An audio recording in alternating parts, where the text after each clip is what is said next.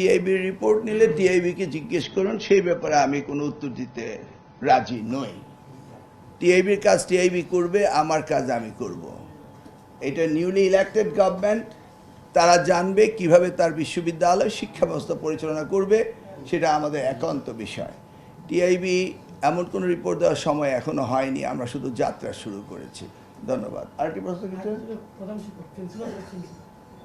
সেটা আগের শিক্ষক প্রশ্নের সাথে রিলেটেড। আমরা পরীক্ষা নিয়েছিলাম 53,000 হেডমাস্টার প্রিন্সিপাল নিয়োগের জন্য, সেখানে আমাদের উত্তীর্ণ হয়েছে 15,000। আমাদের আসন সংখ্যা রয়েছে 11,150। আমরা এআইয়ের মাধ্যমে ভাইবা নেওয়ার চেষ্টা করছিলাম, সেই প্রোগ্রামটি আমরা এখনও শেষ করতে পারিনি। আমরা এমনভাবে করছি যে ভাইবায় যদি কেউ ফেল করে সেটাও ফেল। আমরা দুইটি পার্টকে করে নিয়েছি। এআইয়ের এই সিস্টেমটা ডেভেলপ করতে পারলে এটা অত্যন্ত সুনিপুণভাবে সুন্দর হবে, কোনো নেপোটিজম ফেভারিজম হবে না। সেই জন্য আমরা এটা চেষ্টা করছি। দেখি আর কয়েকটা দিন চেষ্টা করে যদি ফেইলিউর হয় তাহলে আমরা গতানুগতিক পদ্ধতিতে ভাই চলে যাবো ইনশাআল্লাহ অতি শীঘ্রই। আইসিটি ট্যাবের কথা বললেন, বিগত সরকারের লুটপাট সম্পর্কে আমি তো সেটার উত্তর দিতে পারবো না, তবে আমরা এই মন্ত্রণালয় থেকে একটা কমিটি অতি শীঘ্রই করব। আমরা 180 ডেজ প্রোগ্রামের জন্য অত্যন্ত ব্যস্ত।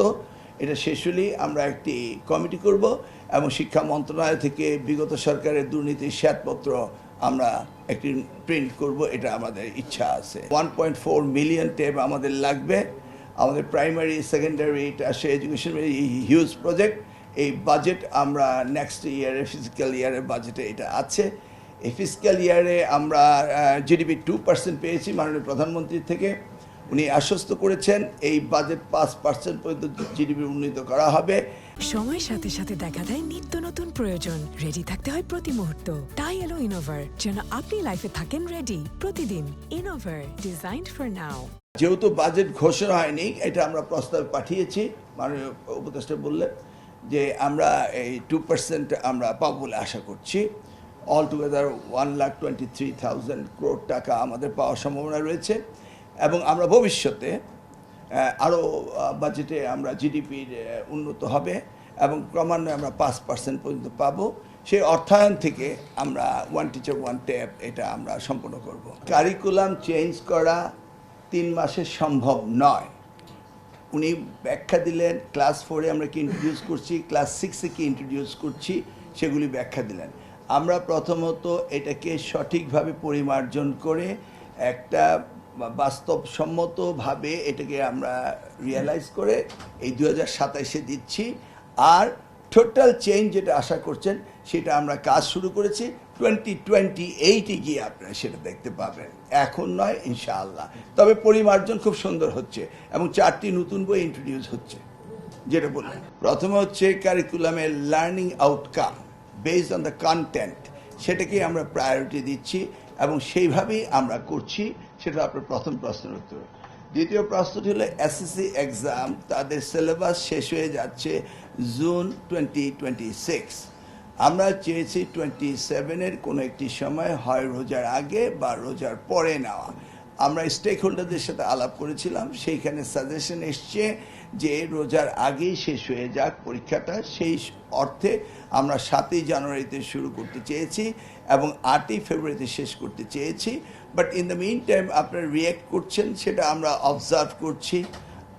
আমরা চাচ্ছিলাম যে পরীক্ষাটা হয়ে যাক এবং অনেকেই চাচ্ছে।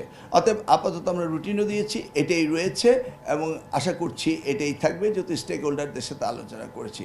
পরবর্তীতে যদি আপনারা সকলেই মনে করেন 1 মাস আগানো পেছানোতে আমাদের কিছু যাবে না, বাট 2027-এ এসএসসি পরীক্ষার্থীদেরকে বেসড নিয়েই আমরা আগামী দিনে সেশন জট এবং ইউনিভার্সিটিগুলো তাদের টাইমলি ফ্যাশনে তাদের কোর্স কারিকুলাম শেষ করতে হবে। অর্থাৎ 3 ইয়ার্স কোর্স 3 ইয়ার্স হবে, 5 ইয়ার্স কোর্স 5 ইয়ার্স হবে।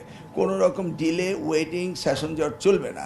অ্যাট দ্য সেম টাইম আমরা ইন্টারমিডিয়েট পরীক্ষাও একইভাবে সিনক্রোনাইজ করার চেষ্টা করছি যেন কোনো রকম সময় নষ্ট না হয়। আপনারা জানেন 12 গ্রেড পড়তে আমাদের দেশে 18 বছর বয়স লাগার কথা, সেটা লেগে যাচ্ছে 20 ইয়ার্স ওল্ড হয়ে যায়। তো ডেমোগ্রাফিক ডিভিডেন্টে আমরা অনেক পিছিয়ে যাচ্ছি, সেই জায়গাগুলো আমরা সুদৃষ্টি রেখেছি।